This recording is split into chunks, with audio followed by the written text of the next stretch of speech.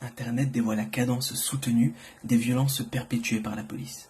Pour responsables, beaucoup font à leur tenue la pression qu'ils subissent, le stress et le supplice engendrés par le coronavirus en ces temps. J'ai là deux oppositions à vous faire entendre. La première concernant ce virus latent. La police n'était avant la crise pas plus tendre, ou en tout cas rien ne nous le laisse penser. Il s'agit de circonstances bien agencées.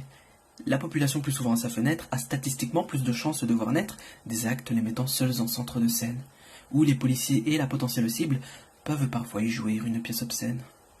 Et cela devant tous ces regards invisibles. Certains hommes semblent perdre tout sens moral quand les regards et les jugements se détachent. Ils agissent soudainement en animal, puisque l'œil n'éclaire plus leurs immondes tâches. Et ma seconde opposition va s'attaquer aux mots choisis, utilisés pour accuser. Nous savons qui sont les responsables à traquer, alors je vous le demande, soyons plus rusés. Ne disons pas police pour ceux qui se croient au-dessus des lois qu'ils représentent, de surcroît. N'est-ce pas là justement ce que nous chassons? L'impunité dans les rangs des forces de l'ordre? N'ajoutons pas plus d'instruments à leur chanson. Ceci est un hameçon qu'il ne faut pas mordre. Montrons plutôt du doigt ces gardiens de la paix qui semblent se battre pour gagner une guerre.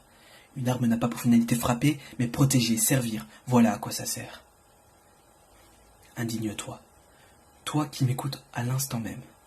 Ceci est, je le veux, plus qu'un simple poème. Car face à ces dérives, chacun doit s'insurger. Insurge-toi de ceux transgressant sans purger. Peu importe si c'est une ordure ou un roi qui est agressé, dont les droits sont bafoués, car ce faisant ce n'est ni lui, ni qui que ce soit que tu défends, mais la démocratie, vouée à être récompense de bonne conduite. Si aujourd'hui quelqu'un mérite de saigner pour son comportement, je vois d'ici la suite. Les droits de l'homme ne doivent pas se gagner. Insurge-toi, révolte-toi, indigne-toi, puisque s'indigner, c'est avant tout résister, comme l'a si bien dit Stéphane Hessel autrefois. Indigne-toi, tout ça commence à empester. Un délit de fuite se punit d'une amende, ou au pire d'une peine d'emprisonnement.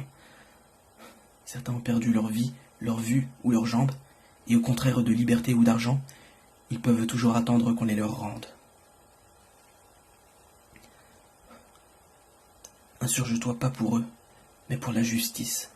Je pense l'éveil de nos consciences propice. Ça a duré depuis trop longtemps, il me semble. Donc policiers et civils, battons-nous ensemble.